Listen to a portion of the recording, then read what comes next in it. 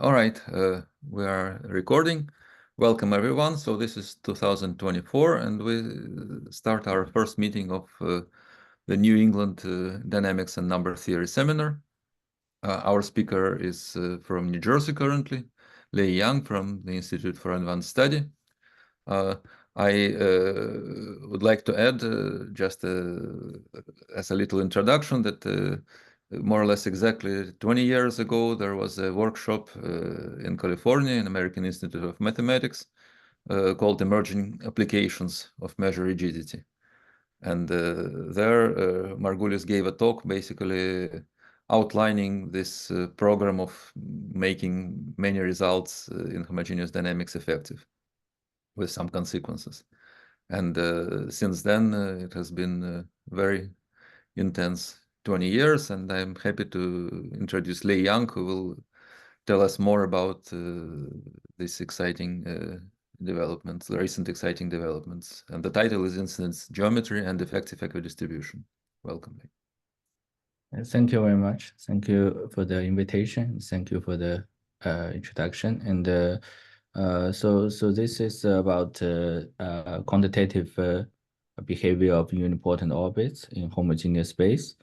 So first, let me briefly introduce the theorem by Ratner about this topological rigidity and equidistribution. So we take a Lie group G and lattice gamma, and consider this homogeneous space G mod gamma, and we take a one parameter unipotent subgroup U, and we're going to study this orbit of the U orbit in G mod gamma.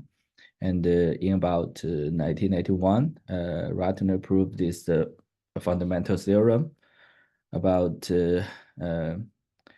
topological rigidity and equidistribution. So basically, for any x in G mod gamma, if we take the U orbit, the closure is always a homogeneous subspace, which means it's a closed orbit of some Lie subgroup L inside G. And moreover, this U orbit is equidistributed in this orbit closure in the following sense. If we take the function and take the integral along this U orbit from minus t/2 to t/2, as t goes to infinity, this integral is going to this this measure mu L. Mu L is the unique L invariant probability measure on this closed orbit of L, induced by this Haar measure of L. So this is the equidistribution result.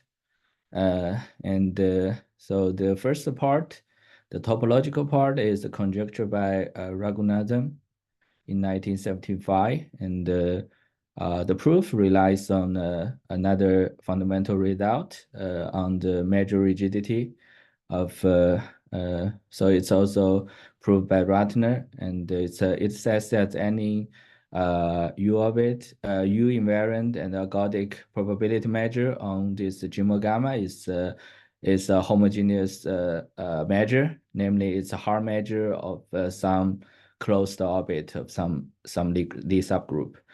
This measure rigidity theorem used to be a conjecture by Dani in about 1981. For G equal to SL2R, this equidistribution result was proved before Ratner's work. So the Furstenberg proved the co-compact case, and Dani and Smiley proved the general lattice.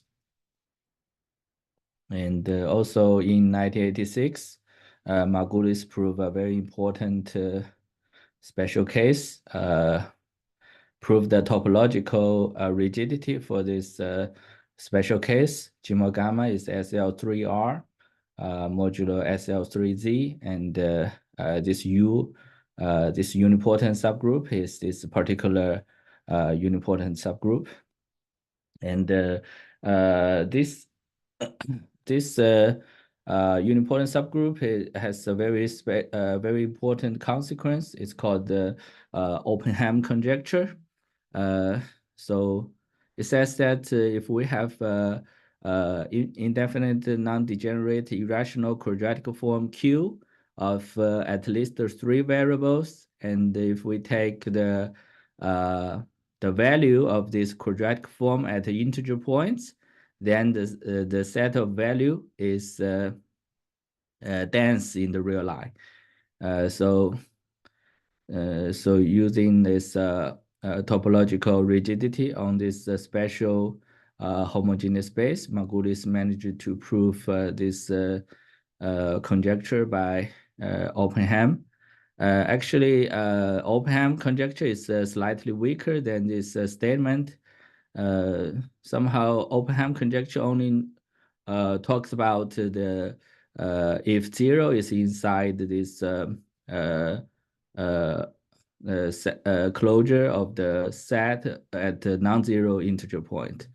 But Margulis managed to prove the much stronger statement, saying that this the set of value is in fact dense in real line.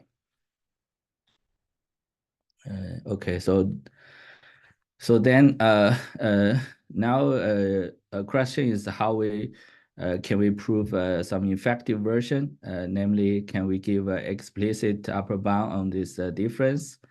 Say if we take the integral along the orbit, how close it's to this hard measure of the whole space if capital T is some large number. We want to get some upper bound in terms of capital T and the function f. Okay, then right now we the dream theorem should be like this difference should be t to the minus eta small unless the whole orbit is close to some homogeneous subspace. Namely, we want to by ruling out this obvious obstruction, we want to prove that this finite orbit of length capital T is effectively equidistributed in the whole space. So this is our goal for now. By the way, I will use slides for the first half and use iPad for the second half to explain the proof. So yeah. So let me state the result for today. So we are looking at this special case. G mod gamma is SL3R modulo SL3Z. And the unipotent subgroup is different from Margulis case. This case is called a singular case, and the Margulis case is called generic case. So we're looking at this singular one-parameter unipotent subgroup. And the main result is the following. So for any x, if we take the orbit of length capital T, when T is larger than T0, one of the following will hold. The first case would be the desired case. We have a desired upper bound for this difference. This U orbit is like T to the minus eta, effectively equidistributed in the whole space. Unless there is a obstruction given by the condition 2. Condition 2 basically says that this push forward of x along some diagonal flow B or B prime is far in the cusp. So if we rule out this explicit Diophantine condition, we will have this effective equidistribution. So in the next... will you tell us what B and B prime are? Yes, I will give B and B prime in this slide. So B is this particular diagonal flow, B, and B prime is another diagonal flow. So And then what do I mean by fall in the cusp? Because this homogeneous space has a special meaning. So every point corresponds to a unimodular lattice in R3. Basically, a point G gamma goes to this G acting on Z3. So every point can be identified with a unimodular lattice. And then in this space of lattice, we can talk about cusp. Basically, we can define A epsilon as follows. So A epsilon basically says that this corresponding lattice does not have non-zero vectors shorter than epsilon. And B epsilon basically says that we don't have a subspace whose core volume is less than epsilon. Then X epsilon is that we don't have a short vector and we don't have short subspace.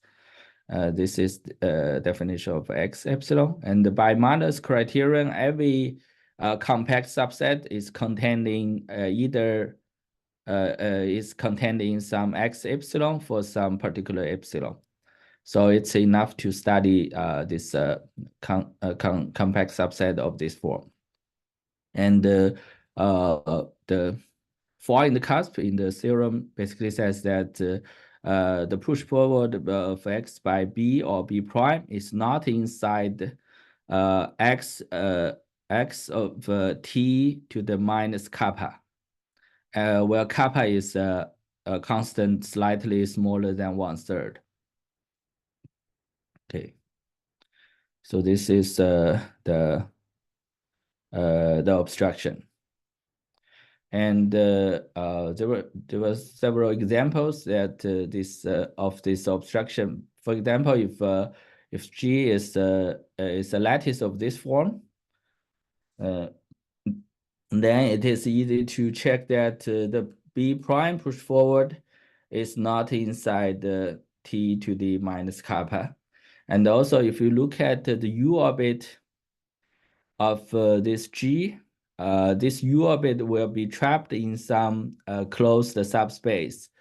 Basically, it's this SL2R, this ABCD belongs to some SL2R, and this XY is R2, so it's contained in some closed orbit of SL2R semi-product with R2. So this is a closed orbit, and this U orbit is always contained in this closed orbit. And symmetrically, we can consider this lattice, and if G is is a lattice of this form, then the B push forward will not inside T to the minus kappa. And also, if you look at the U orbit based at G, this U orbit will be contained in the closed orbit of this SL2R semi-product with this R2, this first column R2. So in fact, we only have these two types of obstruction. We will see that it's not effectively equidistribute only if it's contained in it's close to one of these two closed orbit. Okay, then let me talk a little bit about the corollary. So the corollary is about the translates of curves. So if we look at this two-parameter unipotent subgroup, this last column, so this is a unipotent subgroup, two-dimensional, and this we consider this diagonal flow, this singular diagonal flow, and we will see that this Vxy is expanded by this A1. And then we take a curve, psi.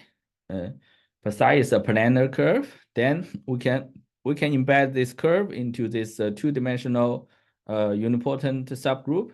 We will get a curve in the homogeneous space, and then we push here. It should be A1. So we look at this A1 push forward of this orbit of this curve. So we have a curve in the homogeneous space, and we push it by A1. We get expand because this this unipotent subgroup is expanded by A1, so we get a very long curve in the homogeneous space. And the main result will imply the following two results.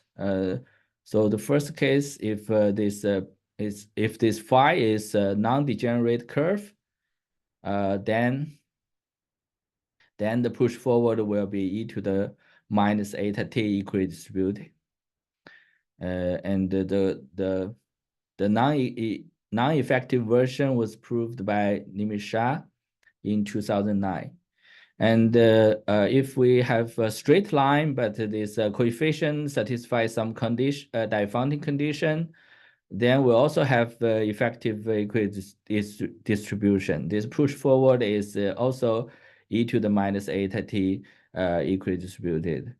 And also this qualitative result was proved by Klembock, Disaxay, Shah, and Yang in 2022. So. And do you have the same condition as we had? We have like a stronger condition, yeah. Mm-hmm. But I haven't made the condition optimal. Maybe it's very close to the condition in your paper, yeah. Yes, thanks. Okay, so just mention these two corollaries. And then I will talk a little bit about previous result in this direction. So when G is neopotent, we have a famous paper by Green and Tao, proving like a more general result, like a stronger result. Basically, they use some induction to reduce the neopotent case to torus case. And if G is SL2R, we have that this U orbit, this unipotent subgroup is Hall spherical. Then we have some standard method from Margulis thesis and representation theory. So we have quite a few results. There's a result by Sarnak, Brugger, Flaminio Forni, Strombergsen, Sarnak Wubis, and so forth.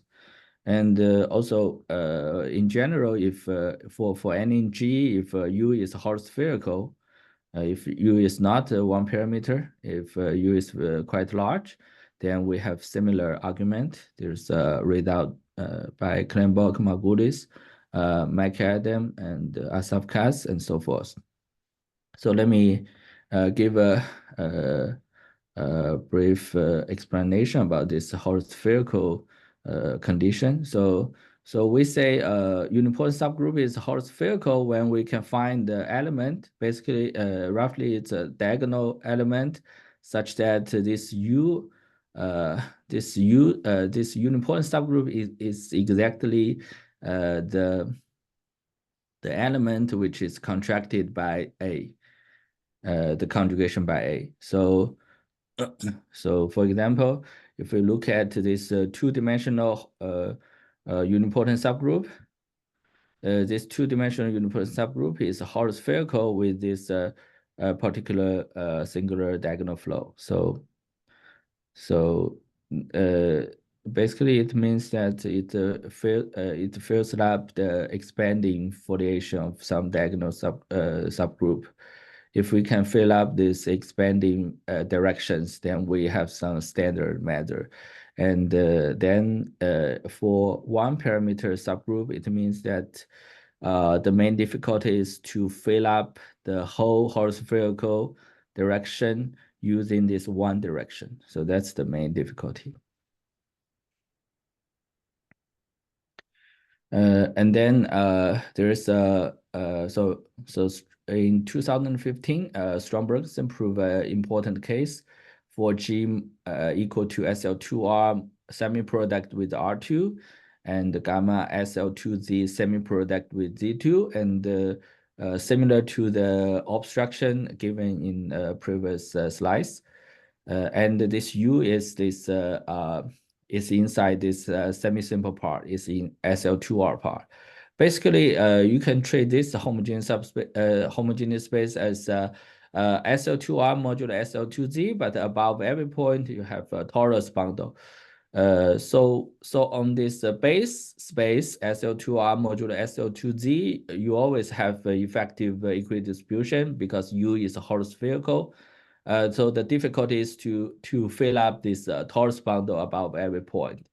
And the main input is some Fourier analysis argument, and the power saving basically coming from Wells bound for Klussmann sum, which is a classical result in analytic number theory.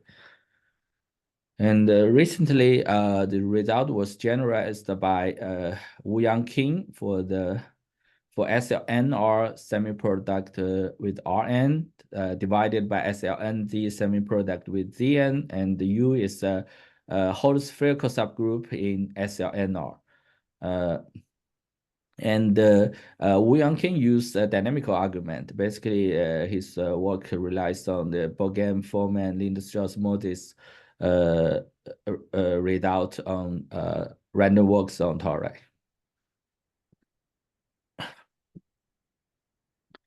And so the joint with Sam Chow, we have application of Stromberg-Sens result. We are able to prove some effective equidistribution of some special unipotent orbits in SL3R modulo SL3Z. And as an application, we can prove the following result in Diophantine approximation. So it's called the Gallagher's theorem on planar lines. Basically, we look at any planar line L, and we can prove that for almost every alpha beta on this given line, this limit of n times log n squared times n alpha times n beta is equal to 0. Here, this bracket means the distance to integer, to the nearest integer, and basically, Gallagher's theorem says that for almost alpha beta in R2, this is true. But we can prove a stronger statement saying that for any given line, we can prove that almost every alpha beta on this given line is this limit is true. So it's called the Gallagher's theorem on planar lines, and this result was proved using this quantitative behavior of unipotent orbits. Okay, this paper was available for quite a long time, but it was just published recently. Okay, so and then there is some related result. So Andinder, Margulis, and McIntosh prove some effective equidistribution of large closed orbit. So if you have a closed orbit of semi-simple subgroup, if this closed orbit is very large, then we can still expect it to be effectively equidistributed in the whole space. So they managed to prove the quantitative version of this kind of equidistribution. So it can be regarded as an effective version of a theorem by Moses and Shah. And also in 2014, Lindenstrauss and Margulis prove effective density for this Oppenheim case. So this SL3R modulo SL3Z, and U is this generic one parameter subgroup. And they can prove that this U orbit, if this orbit is not close to a closed orbit of some SL2, then this orbit, this U orbit will be like log T to some negative power effectively dense in the whole space. And this implies some logarithmic effective version of Oppenheim conjecture for ternary quadratic form. So basically, Excuse me, Lei. So while we were talking, there was a question in chat. Does T large, so what exactly does T large mean? Does it mean that the volume? It means the volume is large. Like it's the volume is like for volume capital T. Then this closed orbit is like T to the minus eta, effectively equally distributed in the whole space. So T large just means the volume is equal to T. Yeah. Okay. Yeah, for large T.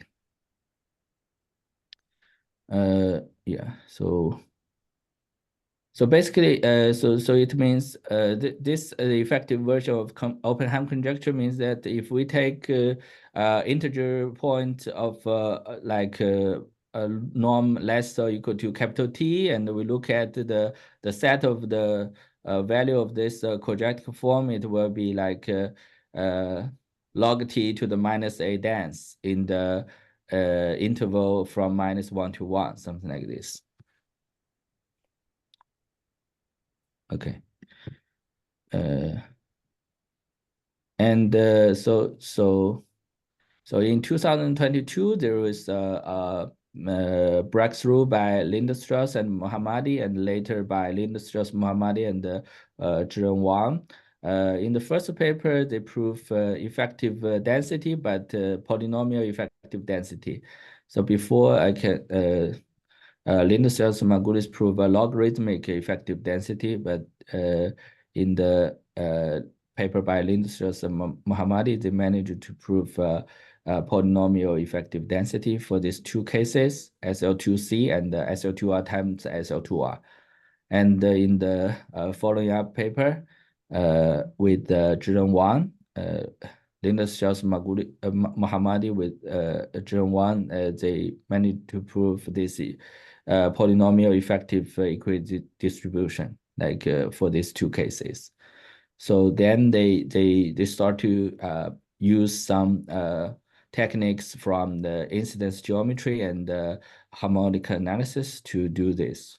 In particular, the basic tools include a study of Margulis function, and in the end, they use this projection theorem on R3 due to Kamati, Oppenheim, and Veneri, and basically the argument can date back to the work of Wolf and Schlag on this curve, the Kakeya.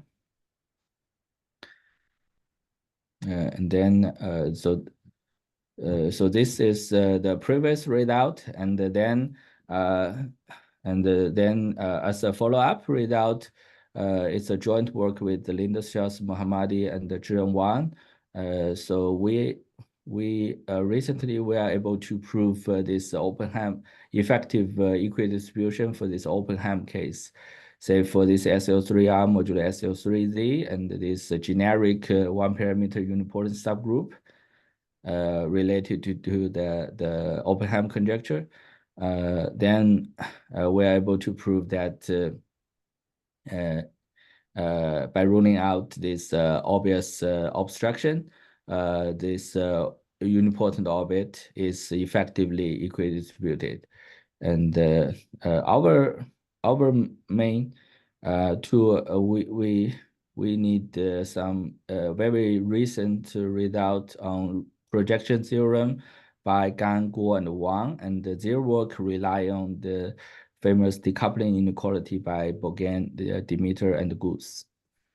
And as a application, we are able to prove this polynomial effective open-Ham. Basically, it says that for any ternary, any quadratic form, Q of three variables, either it is very close to a rational form. If not, then this set of values at the integer point up to norm capital T is big O T to the minus eta dense in the interval from -1 to 1. So we can prove this polynomial version of effective open-Ham.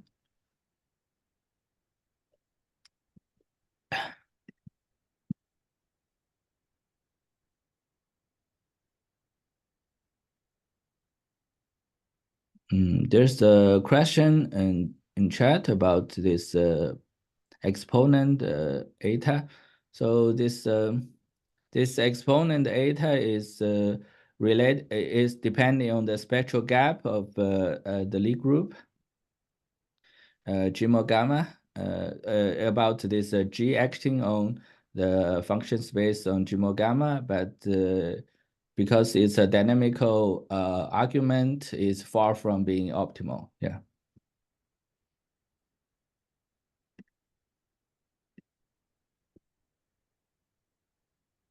Okay. So this is the last slide of the first half. So let me give a very brief outline of the argument.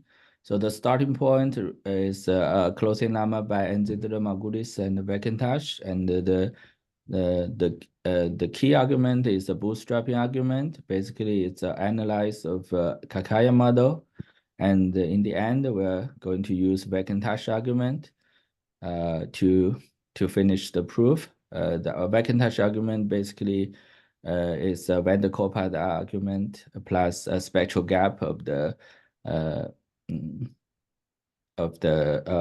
from the representation. So this is the last slide, and I will go to my iPad to explain the proof. So any questions about the first half? Can we see the theorem again?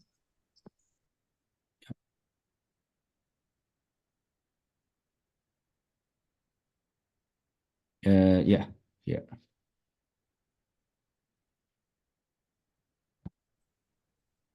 Okay, so kind of point two is just saying, so there are obstructions and as like lower dimensional homogeneous spaces, but you can write them as something in the cusp when you shift it by B.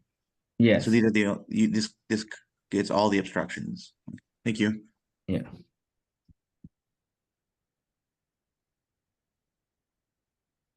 So there's a question in chat. Is the lattice SL3Z important in the proof? So the main part is not the for the main part for the bootstrapping argument, we don't use the structure of the lattice. The structure of the lattice is only used in the first part, the closing lemma part, and I think for general lattice, it's possible to reduce this the starting point. But in my proof, I really use the structure of the lattice SL3Z, and I really use that for this particular G mod gamma, every point corresponds to a lattice. So and that's the reason I can use this very explicit defaulting condition to rule out the obstruction. Yeah, but for general case, I think it will work out by analyzing by modifying some argument. But the general case might include also uniform lattices. For uniform lattice, yes, I think there's some small technical issue, but I don't think that's critical.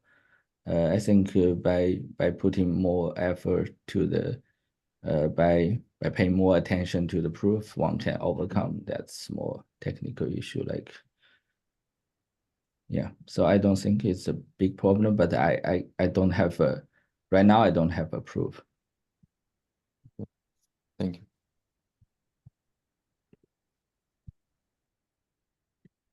Okay, so let me start sharing my iPad.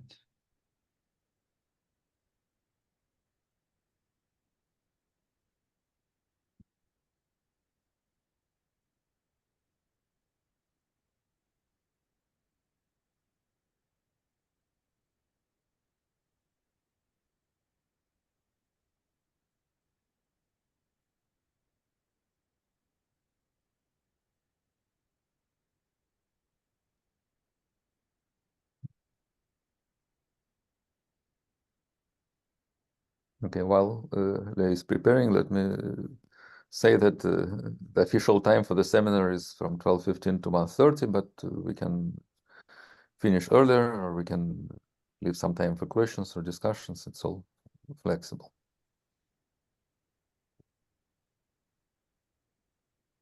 Okay. I hope it will work.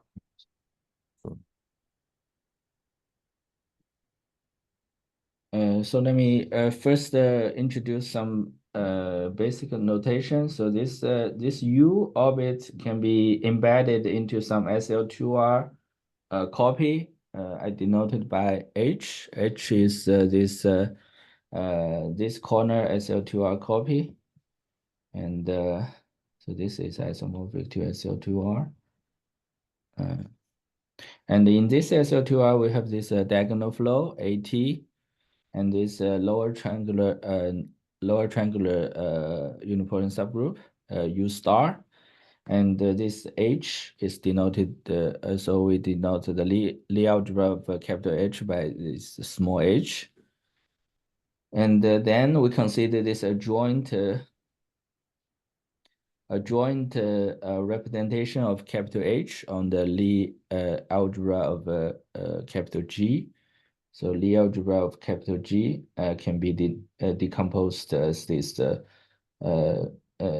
H is the Lie algebra of H, and this is one parameter diagonal subgroup denoted by A0, and there is a two-dimensional irreducible representation R1, and there is a two-dimensional irreducible representation R2. So A0 is this diagonal subgroup. Basically, it's in the centralizer of capital H, and R1 is generated by the vector W plus and W minus, and R2 is generated by V plus and V minus. And then let me write down this W plus. So W plus is basically this 1, 0.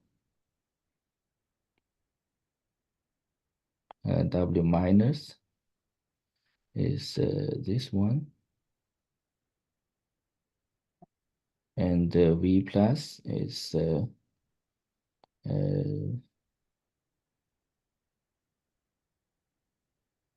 this vector, and V minus this vector, and V minus is this vector. So as we can see, this H is here, this SL2R. If we plus this W plus and W minus, we will get some SL2R semi-product with R2. And symmetrically, if we add this V plus and V minus, we get this SL2R semi-product with this R2. Okay, so let me draw a picture about this representation. So we have A0 here, and this H is here. This is U, this is A, this is U star, and then we have R1 and R2. So this is W plus, this is V plus, and this is W minus, and this is V minus. So I will use this picture to denote this representation. And first, let me explain the outcome of Vacantage argument.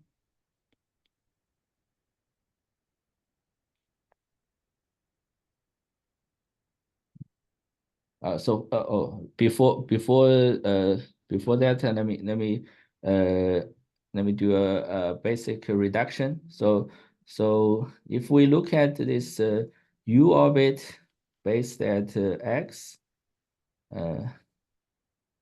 it's the same as we start with like a U orbit of length 1 based at Y, and then push it by AT.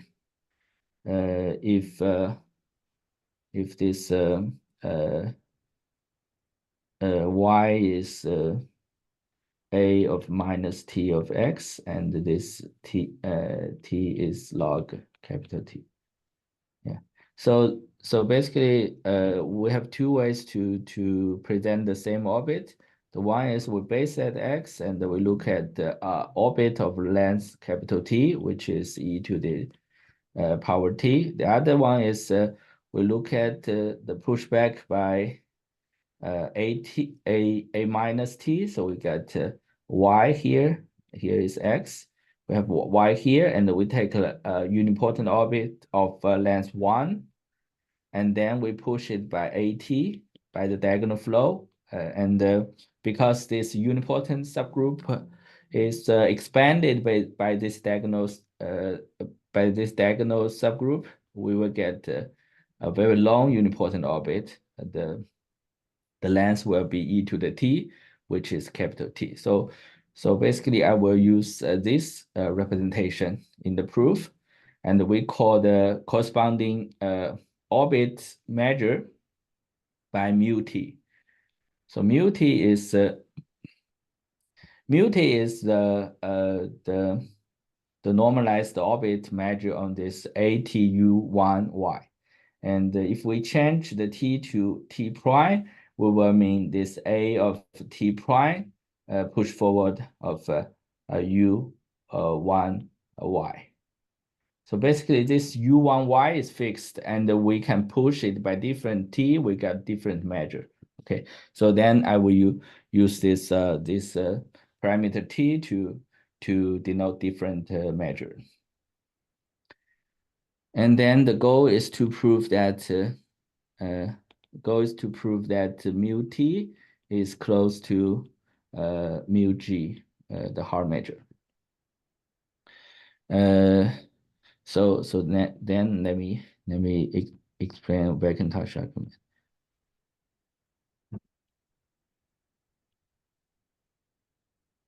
So I will not give the Macintosh argument. It's a van der Kolpak argument and plus some spectral gap, and I will talk about the outcome of Macintosh argument. So let me consider a neighborhood of this of Q L.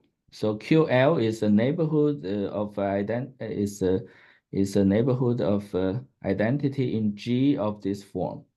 So I will use this picture to denote every component.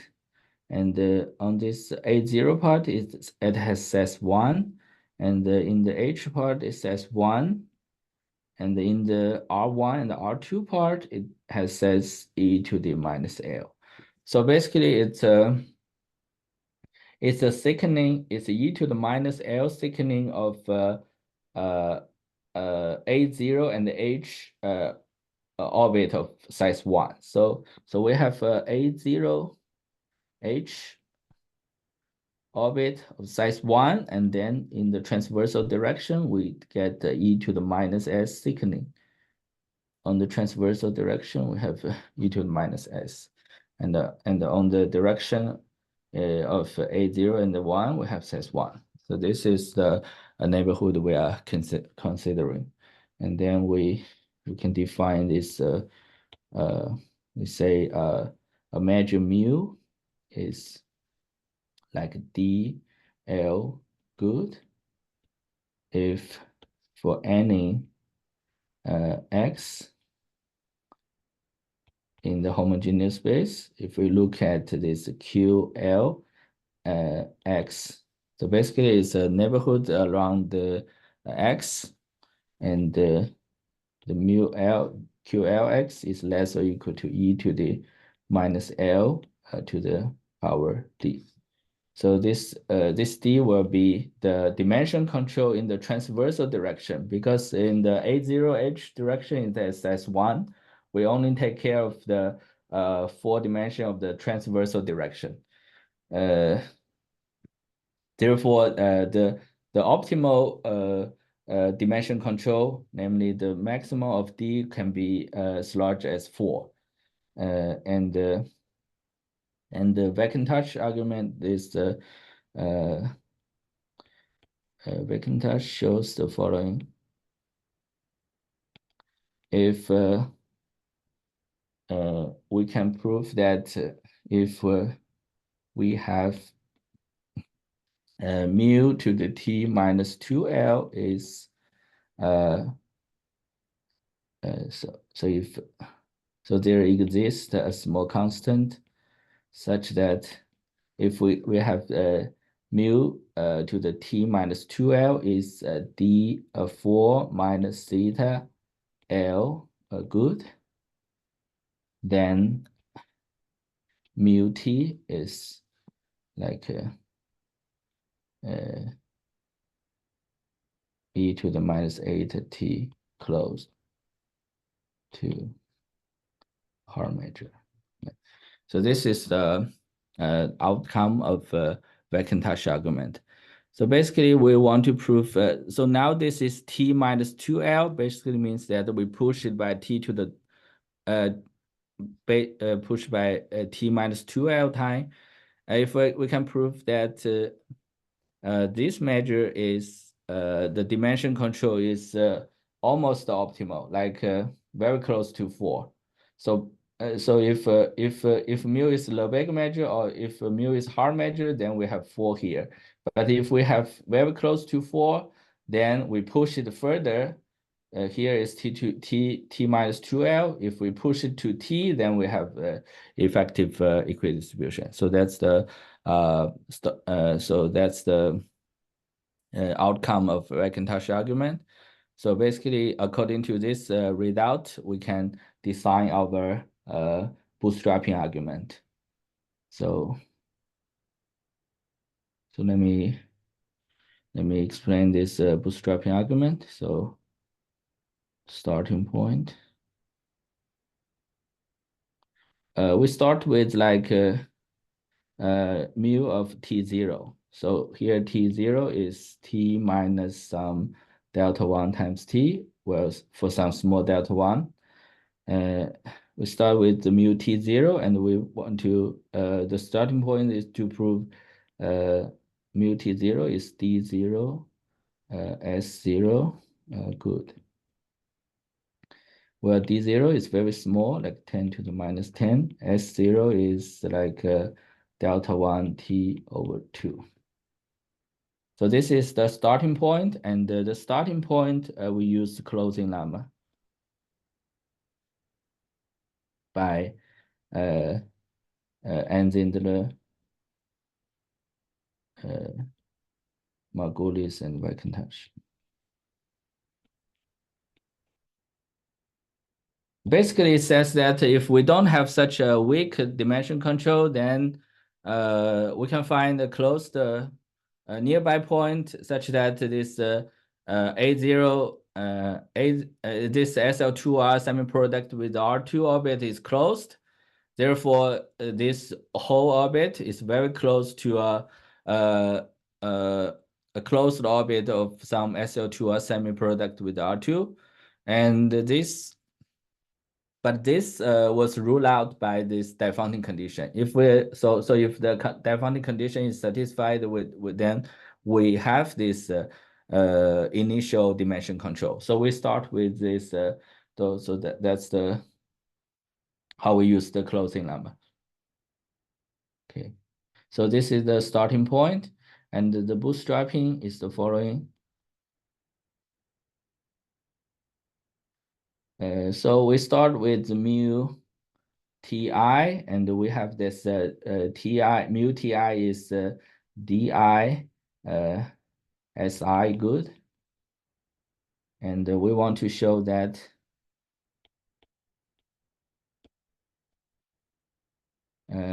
mu ti plus 1 is di plus 1 si plus 1 good, where ti is equal to ti plus 1 is equal to si ti plus si, ti plus si, and Si plus 1 is equal to Si over 2, and the di plus 1 is equal to di plus some epsilon 0. So basically, this epsilon 0 is absolute constant. Therefore, so if we can proceed this bootstrapping argument, basically we're saying that every step we have a better dimension control at a different scale. The scale becomes larger and larger. Basically means that we lose some control at some scale, but we will get a better and better dimension control. Then when di is less than 4 minus theta, of course. So finally we will get some dn will be greater or equal to 4 minus theta. Then we can apply a Macintosh argument. Then we get that then it implies that mu t is close to the Haar measure. So this is the basic scheme of the proof. Okay. So can you explain again when you say that you have better dimension control? It's dimension of what? It just means the exponents are better, or it's the dimension. So this d is the dimension of along this transversal direction. And the Macintosh argument says that if this d is very close to 4, then we can push it a little bit further, then we get effective equidistribution.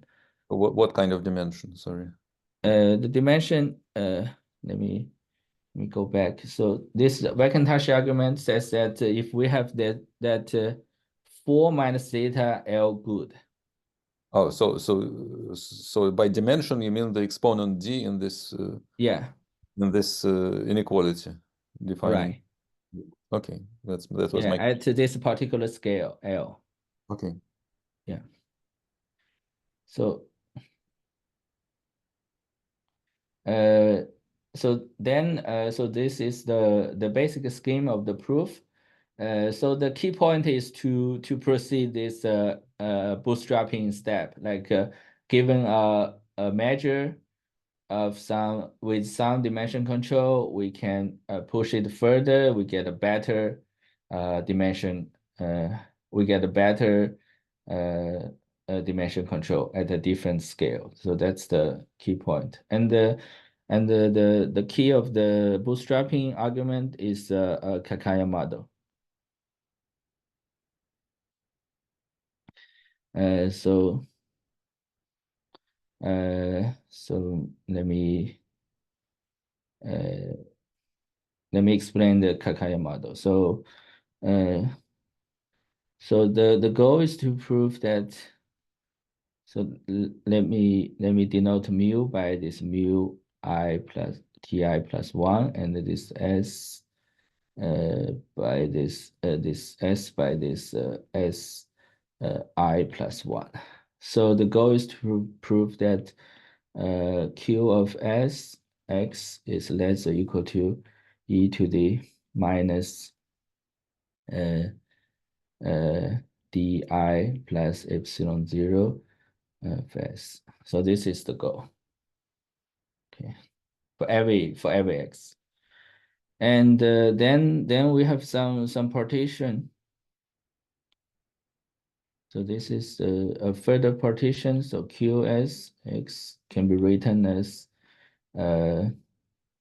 zeta s x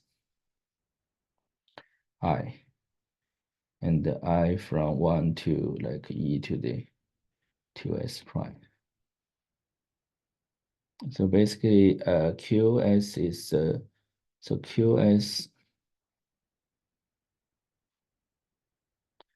qs has e to the minus s and the 1 in this 4 dimension, but this is qs, and the zeta s has almost the same, but different in one dimension. So this is e to the minus s, this is e to the minus 2s, and this three dimension is 1. So basically we divide this dimension, this u star dimension.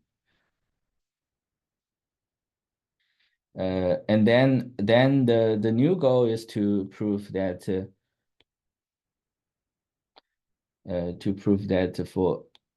for n in zeta s, if we can prove it's less or equal to e to the minus 2s times e to the minus di plus epsilon 0 times s, then we are done. Because for every qs, we have at most e to the 2s different zeta. Therefore, if we can prove this element, this inequality, then every qs is just at most e to the 2s times this quantity, which is what we want. So this is stronger than the original goal. And this is our building block of this Kakeya model. And then I will define another omega s. So then every second we have second partition.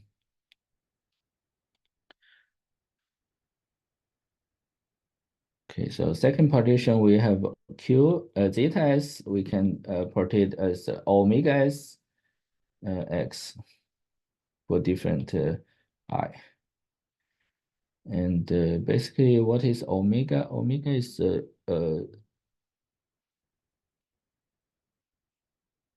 so omega has 1, 1, 1 in this 3 dimension, and e to the minus s in this 2 dimension, this w plus and v plus dimension, and e to the minus 3s at this w minus and the v minus dimension, and the e to the minus 2s in the u star dimension. Basically, it's very small in the contracting direction, and not so small in the expanding and the centralizing direction. Okay. Okay, then from the inductive hypothesis,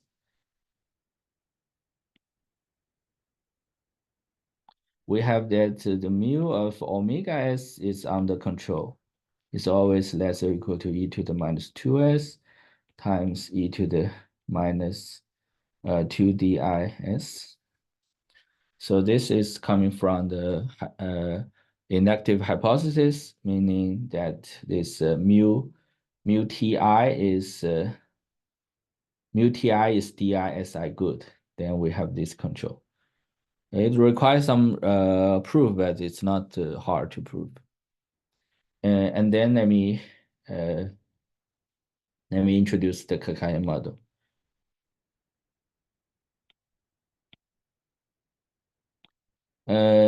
Basically, we look at the very small some subset of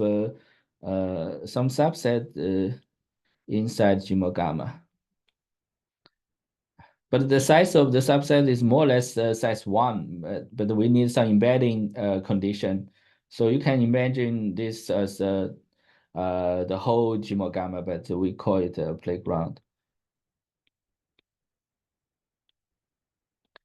And then we have a projection to R3, and this is scaled.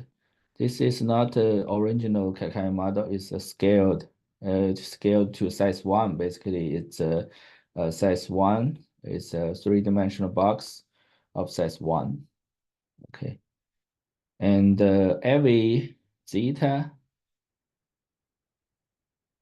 x, if we look at this projection image of this projection, is equal to some box of e to the minus 2s. So So the whole playground is mapped to a three-dimensional box of size 1, and every zeta corresponds to a small box of size e to the minus 2s. And also, if we look at for any x in this playground, y in this playground, if we look at the u orbit of length e to the 2s, and then we look at this projection. The projection will give a curve in the box, so it gives a curve. Because we have rescaled this Kakeya model. So original Kakeya model has length e to the 2s. One dimension has length e to the 2s, but after rescaling, we have a curve of size 1, curve in this box. So every unipotent orbit corresponds to a curve. Okay. And then omega has a nice property that if y1 and y2 are inside the same omega y, then the corresponding curve. This curve I call it the C of y. Okay, then the C of y1 and the C of y2 will be close to each other. So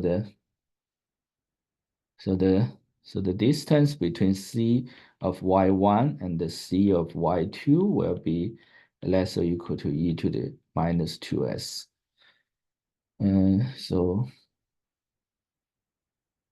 So the picture looks like if we start with the 2 points in the same omega, then the corresponding curve remains too close to each other.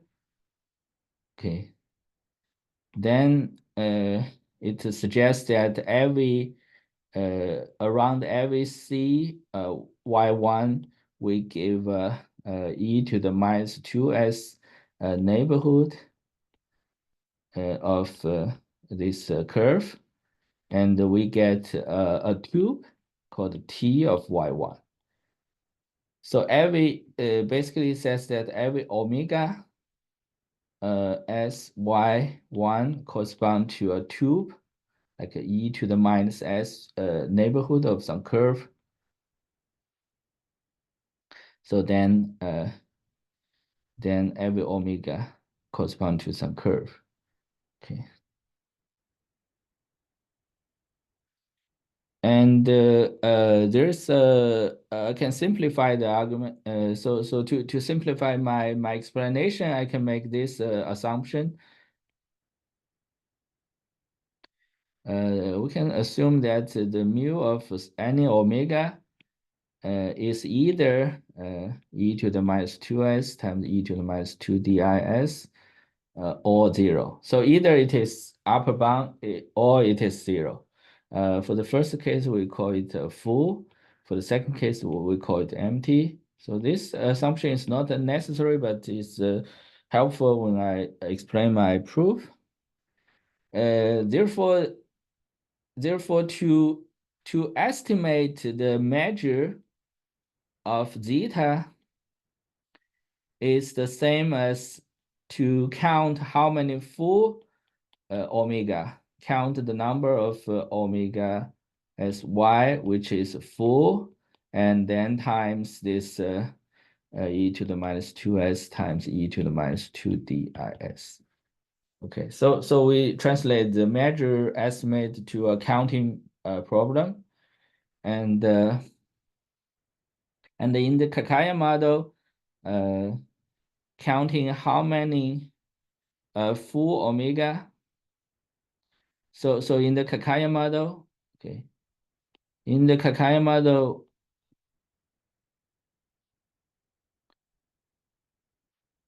we draw every so we can draw this we draw this tube. We draw this tube. We consider the set of this tube such that the corresponding omega is 4.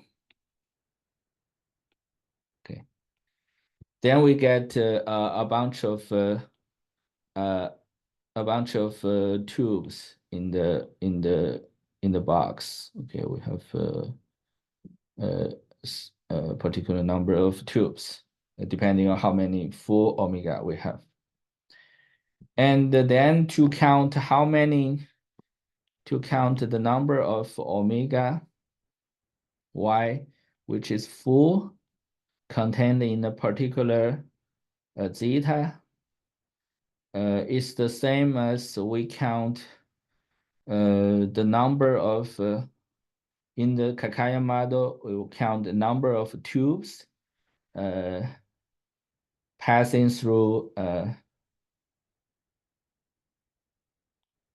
the box correspond to this zeta. We talk about this corresponding zeta. Every zeta under this projection gives a small box of e to the minus s. So this small box is denoted by, say, bx. Therefore, we want to estimate the number, the measure of zeta. We look at the Kakeya model. We find the corresponding box, bx. And then we count how many tubes passing through this box. That's the correspondence. Okay. So basically, if zeta is larger than e to the minus 2s times e to the minus di epsilon s, basically correspond to that the number of tubes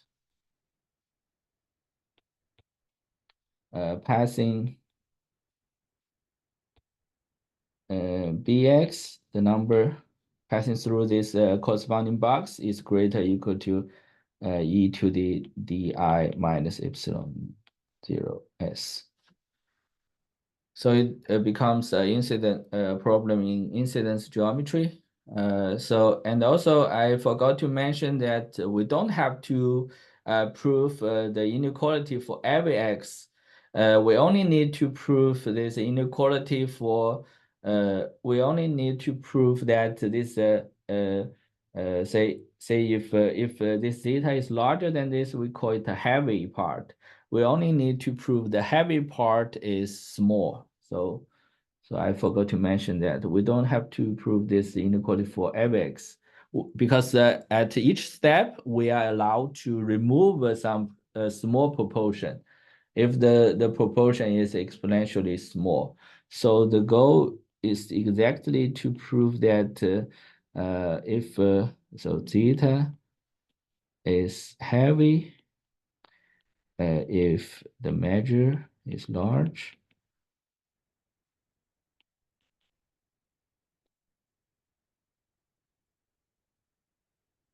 so the goal is to prove the mu of heavy part is small, is exponentially small, some epsilon prime times s. Yeah. Okay, then how do we prove using this Kakeya model? So the a very so let me give a sketch of the proof. Well, we have 5 minutes of official time left, so maybe we can give a brief sketch and leave Okay. for questions. So for at least we consider this intersection number in the Kakeya model called I. So the condition, so for contradiction, we can assume that the heavy part is large. So heavy part, if heavy part is large, then this by definition gives a lower bound, of this intersection number.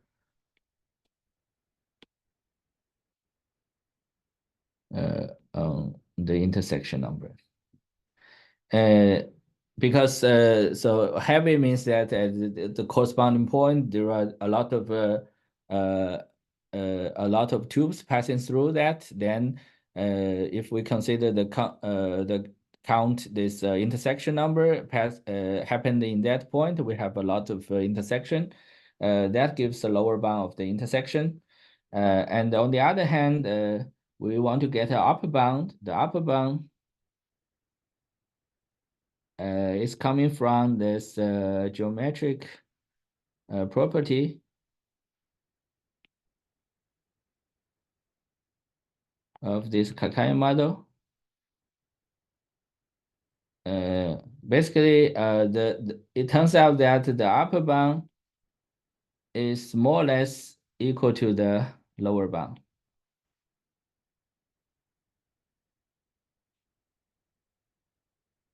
So from the geometric property, we have that if the upper bound is obtained, it means a lot of structure will happen. We have a lot of structure in the Kakeya model. Basically, the lower bound gives almost the upper bound. It means that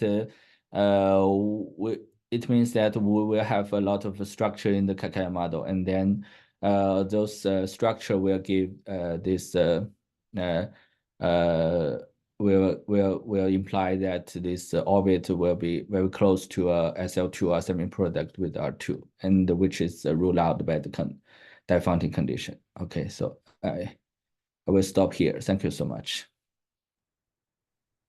Okay, thank you, Lei. So we can give you a virtual round of applause, or maybe even a real one. Any quick questions before we finish?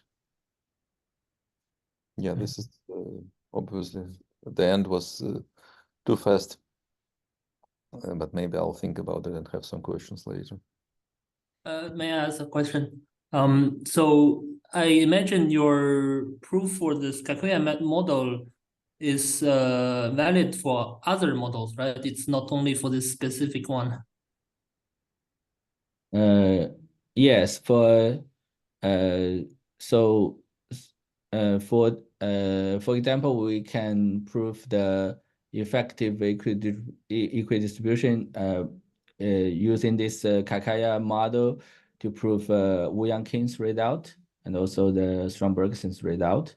For that case, the Kakeya model is much simpler. Yeah. Okay.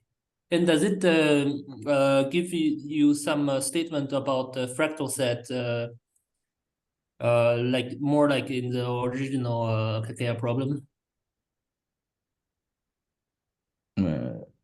Fractals. What do you mean by fractal set? Yeah, I mean the original Kakeya problem is about the fractal sets and Hausdorff dimensions and incidence in yeah. So the question is that does your approach give you some statement of that flavor?